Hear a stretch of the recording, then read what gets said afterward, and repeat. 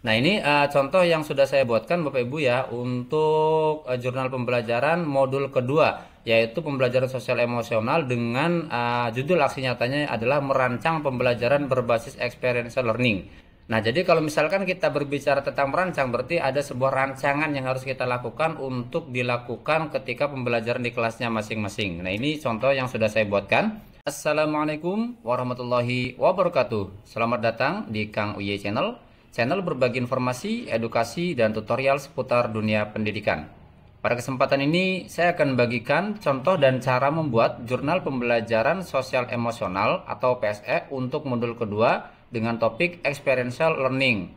Dan alhamdulillah banyak sekali di kolom komentar ya mengenai tutorial yang saya buat ini. Salah satunya di sini dari Abdurrahman P7F. Alhamdulillah Kang Uy, saya ikutin tutorial sudah tervalidasi. Terima kasih. Nah, kemudian di sini ada Imanuddin T4V. Saya sudah upload dan alhamdulillah sudah tervalidasi. Terima kasih Kang Uy, sangat bermanfaat, sukses dan sehat selalu. Nah, berikutnya di sini ada SE Dus Maulet 1435. Terima kasih Pak, luar biasa. Awalnya saya kesulitan untuk pembuatan jurnal, tapi puji Tuhan, lewat tutorial ini saya bisa selesaikan jurnal dengan baik dan lolos validasi. Nah, kemudian di sini alhamdulillah jurnal saya sudah tervalidasi mengikuti tutorial ini untuk jurnal modul 1. Lanjut modul 2. Terima kasih Kang Oi, berkah selalu. Amin. Nah, untuk kesempatan ini saya akan membagikan contoh dan cara membuat jurnal PSE dengan topik experiential learning. Bagaimana caranya? Sebelum kita mulai, jangan lupa like, subscribe, dan nyalakan lonceng notifikasi agar Bapak Ibu Guru tidak ketinggalan video-video edukatif lainnya dari Kang Uye Channel. Simak videonya, tonton, dan jangan di skip hingga selesai. Nah, ini adalah topik untuk modul kedua, yaitu pembelajaran sosial emosional. Yang pertama adalah pentingnya kolaboratif for academic social and emotional learning atau CESL. Kemudian yang kedua adalah peran guru sebagai teladan. Yang ketiga, experiential learning. Dan yang keempat adalah school well-being. Nah, yang pertama ini sudah saya buatkan untuk video tutorialnya, kemudian yang kedua juga sudah saya buatkan untuk video tutorialnya, dan sekarang saya akan membuatkan cara membuat jurnal pembelajaran untuk topik experiential learning.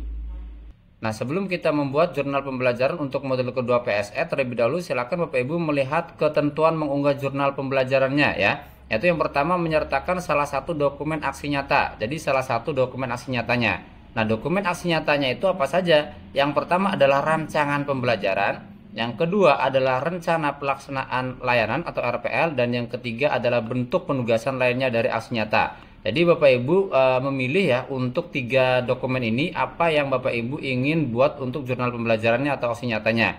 Apakah itu rencana pembelajaran ya, rencana pelaksanaan layanan RPL, ataukah bentuk penugasan lainnya dari aksi nyata. Nah, sekarang kita coba akan membuat yaitu rancangan pembelajaran. Karena untuk rancangan pembelajaran ini bisa Bapak Ibu gunakan untuk proses UKPPG yaitu di uji kinerja atau UKIN pada proses UKPPG nanti setelah pembelajaran mandiri untuk 3 modul ini selesai ya, seperti itu.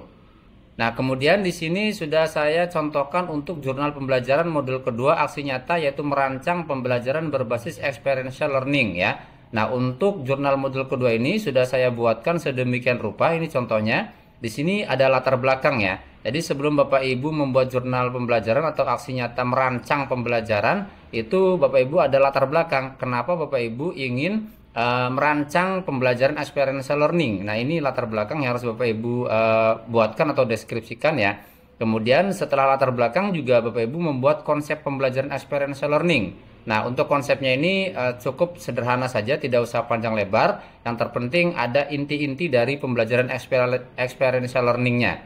Nah, di sini sudah saya buatkan, yaitu yang pertama adalah pengertiannya ya. Kemudian yang kedua adalah tujuan untuk pembelajaran experiential learning. Itu apa aja tujuannya?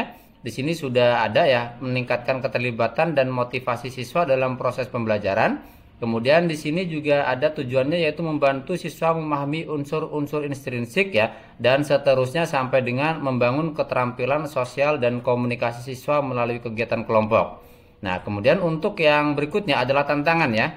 Jadi untuk konsep pembelajaran experiential learning ini cukup 3 saja yang Bapak Ibu buatkan, cukup sederhana saja ya.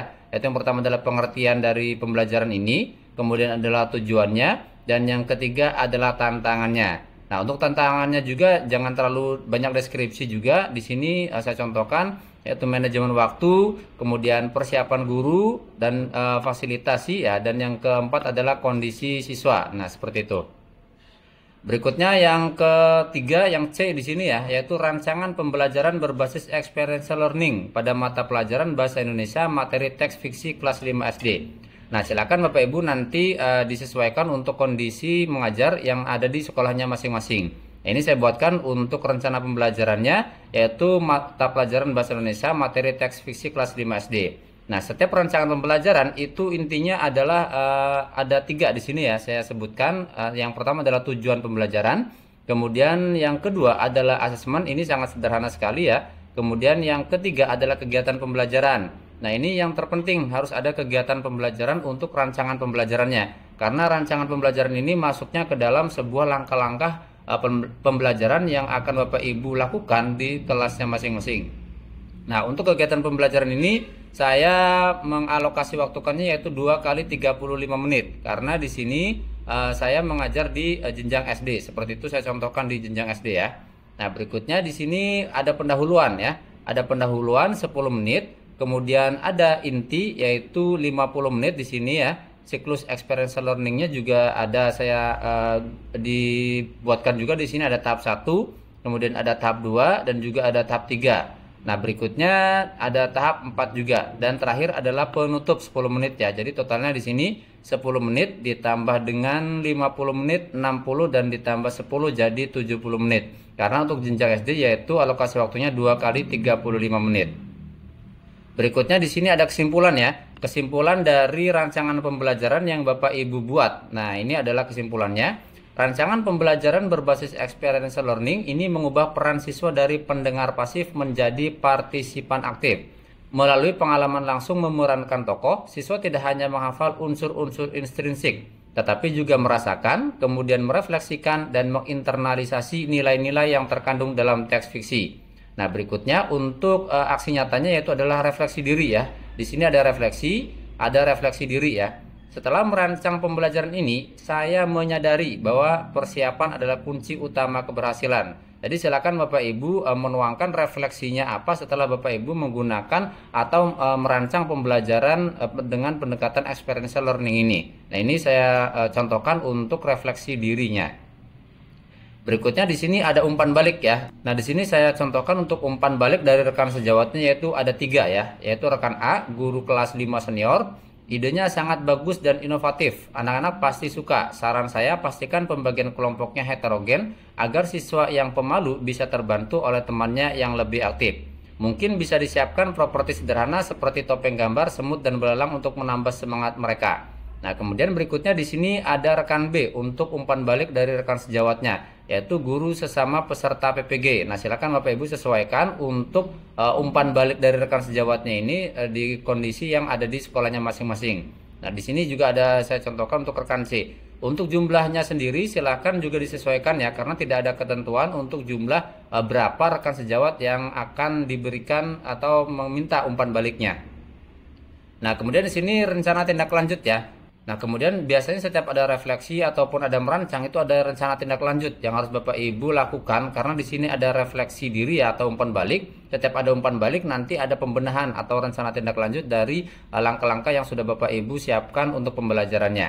Nah, di sini untuk rencana tindak lanjutnya ada 4 poin yang sudah saya contohkan ya, yaitu yang pertama adalah mempersiapkan properti, yang kedua menyempurnakan LKPD, yang ketiga strategi pengelolaan kelompok, dan yang keempat adalah praktek dan evaluasi. Tentunya untuk 4 rencana tindak lanjut ini harus juga sesuai dengan pemahaman dan mudah dilakukan oleh Bapak Ibu guru di pembelajaran kelasnya masing-masing. Nah, dan terakhir di sini ada dokumentasi ya. Nah, silakan Bapak Ibu mendokumentasikan foto-foto terkait tentang pembelajaran maupun dengan umpan balik dari rekan sejawat berupa itu diskusi ataupun yang lainnya. Jadi silakan Bapak Ibu dokumentasikan. Untuk dokumentasi ini sebenarnya tidak wajib ya. Jadi silakan Bapak Ibu dokumentasikan foto-fotonya 1 atau 2 saja cukup seperti itu. Jadi jangan terlalu banyak untuk unsur visualnya supaya memudahkan sistem RGTK untuk memvalidasi jurnal pembelajaran yang Bapak Ibu upload di RGTK-nya. Nah, ini contoh yang sudah saya buatkan Bapak Ibu ya untuk jurnal pembelajaran modul kedua, yaitu pembelajaran sosial emosional dengan judul aksi nyatanya adalah merancang pembelajaran berbasis experiential learning. Nah, jadi kalau misalkan kita berbicara tentang merancang, berarti ada sebuah rancangan yang harus kita lakukan untuk dilakukan ketika pembelajaran di kelasnya masing-masing. Nah, ini contoh yang sudah saya buatkan. Nah, bagaimana caranya kalau misalkan Bapak Ibu ingin membuat jurnal pembelajaran ini dengan cepat, tepat, dan tentunya akurat sesuai dengan ketentuan yang berlaku. Nah, untuk membuat jurnal pembelajaran modul kedua ini saya buat melalui Gemini AI ya. Nah, silakan Bapak Ibu membuka Google Gemini AI di sini Bapak Ibu ya. Untuk Google Gemini tampilannya akan seperti ini. Nah, banyak sekali pertanyaan di kolom komentar mengenai apakah jurnal pembelajaran yang akan kita upload di RGTK dengan menggunakan Google Gemini ini akan tervalidasi. Tentunya sekali lagi Bapak Ibu, untuk Google Gemini adalah hanya sebatas referensi. Silakan Bapak Ibu modifikasi sedemikian rupa untuk jurnal pembelajarannya sehingga akan tervalidasi. Nah, banyak sekali format-format tentang jurnal pembelajaran. Nah, itu buatkan sebuah referensi untuk Bapak Ibu gunakan ketika membuat jurnal pembelajaran ya. Nah, kali ini saya akan buatkan melalui Google Gemini, yaitu silakan Bapak Ibu mengganti di sini terlebih dahulu ya. Yaitu untuk model Gemininya, yaitu saya buatkan di sini 2,5 Pro Pratinjau. Nah, ini masih fitur gratis ya, bisa Bapak Ibu gunakan. Klik 2,5 Pro Pratinjau. Kita klik di sini 2,5 Pro Pratinjau. Nah, kemudian Bapak Ibu juga harus menyediakan promnya. Nah, di sini sudah saya buatkan juga untuk prom jurnal pembelajaran modul kedua. Nah, ini prom yang sudah saya buatkan untuk Bapak Ibu peserta PPG guru tertentu tahun 2025. Nah, tentunya untuk prom yang sudah saya buatkan ini sudah berdasarkan dengan ketentuan jurnal pembelajaran yang ada di RGTK ya. Nah, di sini saya contohkan untuk prom jurnal pembelajaran modul kedua PSE, yaitu dengan topik experiential learning. Nah, di sini sudah saya buatkan, Anda adalah seorang guru yang sedang mengikuti PPG guru tertentu tahun 2025. Buatkan jurnal pembelajaran aksi nyata tentang merancang pembelajaran berbasis experiential learning pada mata pelajaran Bahasa Indonesia materi teks fiksi kelas 5 SD. Nah, silakan Bapak Ibu untuk berwarna hijau dan diboldkan ini diganti oleh Bapak Ibu sesuaikan dengan kondisinya masing-masing ya. Nah, kemudian di sini dengan format sebagai berikut ya. Yaitu yang pertama A, latar belakang. Jadi setiap jurnal pembelajaran Bapak Ibu itu harus membuatkan latar belakangnya. Apa yang melatar belakangi Bapak Ibu untuk membuat rancangan pembelajaran berbasis experiential learning ini? Nah, itu latar belakangnya. Nah, kemudian konsep pembelajaran experiential learning. Nah, untuk konsep pembelajaran ini hanya sederhana saja ya, jangan terlalu banyak atau dideskripsikan terlalu panjang seperti itu. Hanya 3 saja di sini saya contohkan ya. Yang pertama adalah pengertian, yang kedua yaitu tujuan, dan yang ketiga adalah tantangan ya. Berikutnya di sini ada rancangan pembelajaran berbasis experiential learning pada mata pelajaran Bahasa Indonesia materi teks fiksi kelas 5 SD. Nah, untuk yang C ini juga rancangannya ya. Rancangan juga jangan terlalu panjang seperti modul ajar seperti yang kita buat di kelas. Nah, ini hanya sebatas sederhana saja. Yang penting ada komponen-komponen pokoknya atau komponen-komponen inti dari rancangan pembelajarannya ya. Yaitu yang pertama adalah tujuan pembelajaran. Tentunya di sini ada capaian pembelajaran dan juga ada tujuan pembelajarannya. Berikutnya di sini ada asesmen ya, yaitu asesmen awal dan juga asesmen akhir. Kemudian yang ketiga adalah kegiatan pembelajaran. Nah, ini adalah inti pokok dari rancangan pembelajarannya. Jadi ketika Bapak Ibu melaksanakan pembelajaran di kelasnya, di sini ada pendahuluan, kemudian di sini ada inti, dan di sini juga ada penutup. Penutup itu hasil dari serangkaian kegiatan pembelajaran yang Bapak Ibu lakukan di kelas. Nah, kemudian yang keempat adalah kesimpulan. Kesimpulan dari rancangan pembelajaran berbasis experiential learning ini. Nah, berikutnya yang keempat di sini ada refleksi ya. Refleksi diri yang Bapak Ibu pahami dan juga Bapak Ibu mengerti ketika membuat rancangan pembelajaran berbasis experiential learning ini. Nah, untuk refleksi sendiri ada refleksi diri, kemudian ada umpan balik dari rekan sejawat. Saya buatkan untuk promnya ada 3. Kalau misalkan Bapak Ibu ingin buat 2 ya tinggal Bapak Ibu ganti saja 2. Kalau misalkan 1 ya tinggal Bapak Ibu ganti saja 1. Kemudian rencana tindak lanjut dan juga ada dokumentasi. Nah, seperti biasa Bapak Ibu ya, kalau misalkan ingin membuat sebuah prompt di Google Gemini atau di AI apa saja seperti itu harus sesuai dengan ketentuan-ketentuan yang akan kita gunakan atau yang kita kerjakan ya. Dan juga harus sedetail dan sejelas mungkin ketika Bapak Ibu ingin membuat prompt di Google Gemini atau ChatGPT, karena hasilnya pun nanti akan sangat rapi dan jelas seperti itu. Nah, kalau misalkan sudah dibuatkan untuk promptnya, tinggal Bapak Ibu copy saja ya dari atas sampai ke bawah ini, kita Ctrl A ya. Kemudian kita klik kanan di sini, lalu kita klik di sini salin, kembali ke Google Gemini ya, kita klik di sini minta Gemini, kemudian kita klik kanan, lalu kita klik di sini tempel. Kemudian kalau misalkan sudah sesuai dengan prompt yang sudah kita buatkan untuk Google Gemini ini, langsung saja kita klik di sini kirim ya. Kita klik di sini kirim. Nah, ini sudah selesai prompt yang sudah kita buatkan untuk Google Gemini. Di sini ada jurnal pembelajaran aksi nyata PPG guru tertentu tahun 2025. Nah, ini ada nama mahasiswanya, kemudian nomor peserta PPG-nya, mata pelajaran, kelas, dan juga sekolahnya. Nah, ini sudah dibuatkan latar belakang ya. Jadi untuk hasil Gemini ini sesuai dengan prompt yang sudah kita buatkan tadi di sini ya. Untuk komponen-komponennya yang berwarna kuning ini yaitu ada A, B, C, D, E, dan F ya. Kita lihat di sini untuk hasil Google Gemini-nya. Nah, di sini ada latar belakang ya. Kemudian D juga ada konsepnya. Nah, di sini ada pengertian ya. Kemudian di bawah lagi kita lihat cek, di sini ada C ya, rancangan pembelajarannya. Kemudian di bawahnya juga ada D. Nah, D di sini ada refleksi diri, kemudian juga ada rencana tindak lanjut dan ada dokumentasi. Nah, kalau misalkan Bapak Ibu sudah mendapatkan hasil dari Gemini AI ini, silakan Bapak Ibu scroll ke bawah, kemudian klik di sini bagikan dan ekspor, kita klik, lalu klik ekspor dokumen ya. Nah, kemudian di sini muncul dokumen baru berhasil dibuat. Silakan Bapak Ibu klik di sini buka dokumen. Kita klik di sini buka dokumen. Nah, nanti muncul di sini hasil dari Google Gemini-nya. Nah, ini sudah sangat rapi ya. Tinggal Bapak Ibu rapikan saja sedikit. Ini saya contohkan ya. Tinggal kita delete saja seperti ini. Nah, kemudian Ctrl A, lalu Bapak Ibu silakan ratakan kanan kirinya seperti ini. Nah, ini jadi untuk hasil dari jurnal pembelajaran yang dibuatkan oleh Gemini AI. Sekali lagi Bapak Ibu, untuk hasil Gemini jurnal pembelajaran ini silakan Bapak Ibu modifikasi sedemikian rupa. Karena tentunya hasil Gemini ini adalah referensi untuk Bapak Ibu gunakan ketika membuat atau mengerjakan jurnal pembelajaran PPG guru tertentu tahun 2025. Nah, ini sudah sangat bagus sekali ya. Sudah ada latar belakang, kemudian konsep pembelajaran experiential learning. Lalu untuk rancangannya juga sudah dibuatkan oleh Gemini AI, yaitu sangat bagus sekali dan rapi, tergantung prompt yang kita buatkan ya. Kalau misalkan prompt kitanya jelas, nanti hasilnya juga sangat jelas. Kalau misalkan prompt kitanya tidak jelas, ya tentunya hasilnya juga tidak akan jelas. Nah, di sini ada tujuan pembelajaran, kemudian ada asesmen ya. Lalu ada kegiatan pembelajaran, di sini ada kegiatan pembelajaran. Nah, kemudian di bawahnya ada pendahuluan. Nah, ini udah ada pendahuluannya ya. Kemudian ada inti di sini, kemudian ada tahapan-tahapan dari experiential learning ya, siklusnya.